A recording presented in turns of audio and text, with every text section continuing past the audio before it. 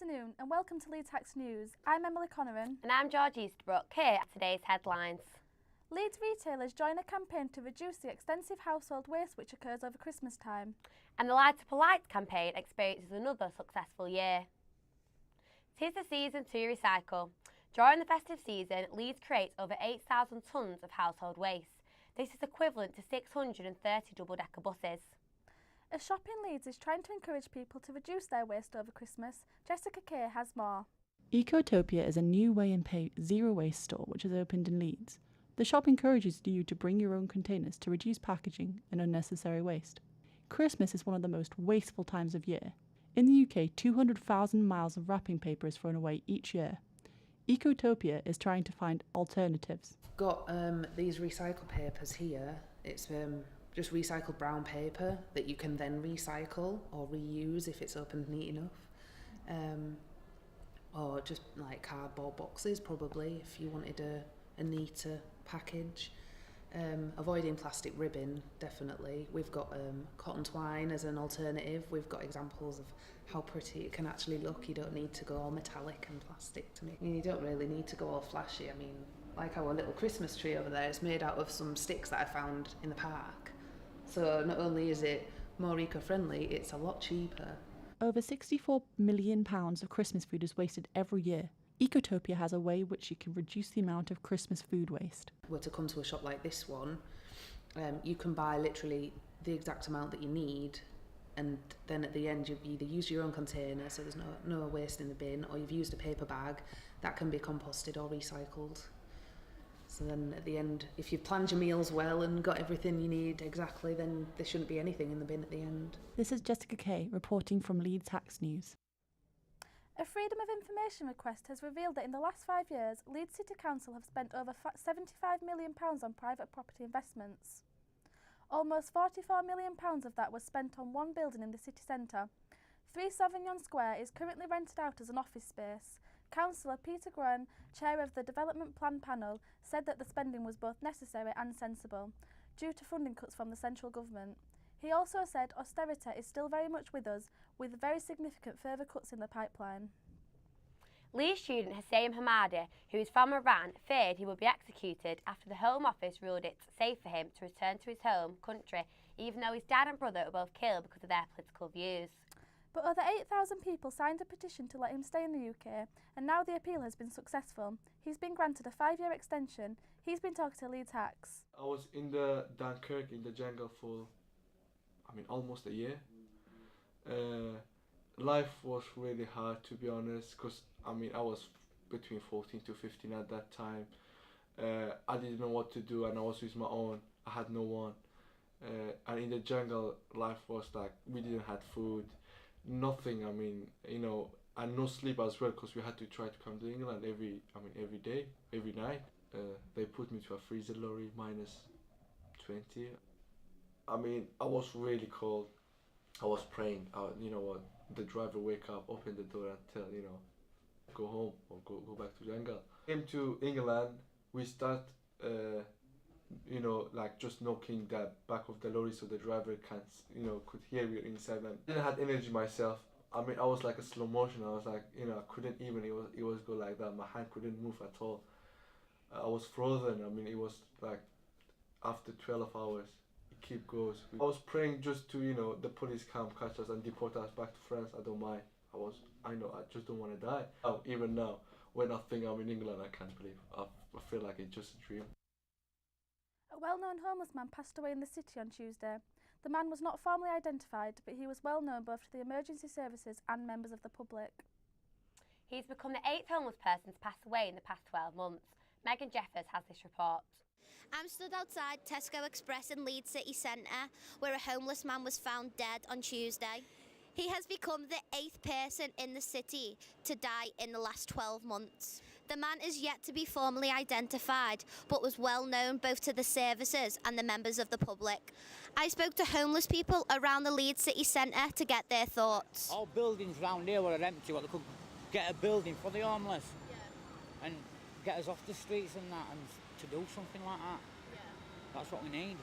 But they're not doing naught about that. Yeah, I've had a few friends what has died down at Archers. It's not good. I don't know, I just walked past this tent one day and he was just laid in tent dead. I'll tell you the truth, I've got a flat, but I don't want to go back there yet because I ain't got no furniture or anything. So it's just like living on the street basically.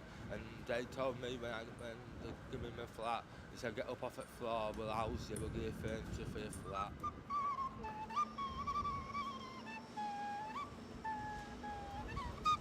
It's a bit bad, it's tragic, isn't it really, I suppose. Yeah. Do you know anyone that's passed away? There's quite a few recently. Yeah. Having to sleep in an empty building, and they only take a record of who they see actually on the streets. Where are homeless people going to go this Christmas when there's just no room at the inn? I'm Megan, reporting for Leeds Hack News. A local brewery has expanded in the south of the city centre. The North Brewing Company opened this week to gain a better reputation for the company and the area. The Leeds Bar has 24 different taps, all serving locally produced beer from the company's brewery in Sheepscar. As well as wine and cocktails, Chinese street food is also available through the in-house restaurant Little Bo Boy. The North Brewing Company are still hoping that this new bar will bring employment opportunities, improve a misrepresented area and keep a local business in Leeds. Leeds City Council have announced more stringent dog control penalties. Taking effect at the beginning of this month, dog walkers who fail to clean up after their pet, or even those who are not carrying a bag to do so, could face fines of up to £1,000. This legislation, which falls under the Public Space Protection Orders, builds on previous dog control laws that included dog wardens having the power to ask owners to put the dog on a lead. A council spokesman said the primary aim is to encourage good habits throughout the city. Children with dyslexia aren't being given a fair chance of a suitable education, as fair testing isn't being conducted, according to a new report. Many parents of dyslexic children have complained that their child isn't being given the resources they need to aid them through education. A student living with dyslexia has spoke to us here at Leeds Hacks. Probably not. When I was growing up, it was always tough to find other dyslexic students, and the actual teachers, I don't think they're very specially trained on it. Not many people actually knew that I had dyslexia. I didn't know, so I think I was about 11, 12 maybe, that I found out. So do you feel you could have got a better start? Well, yeah, definitely, because you start learning to read at age 7 or 8 or something like that, don't you? And if I knew that I needed extra help, I could have went and got that extra help. It could have helped me get a bit further. Probably give the teachers a bit more training, just educate other students about that, try and get some more resources in, some extra help, maybe some extra lessons for the primary school students, secondary school students. I think, obviously if your student is struggling, then there's obviously something wrong. You're going to need to get extra help or they're going to get left behind. Several University of Leeds buildings have closed today in a result of a power outage. Some of the buildings that have closed are the Parkinson Building, along with the Baines Wing, the Michael Sadler Building and Botany House.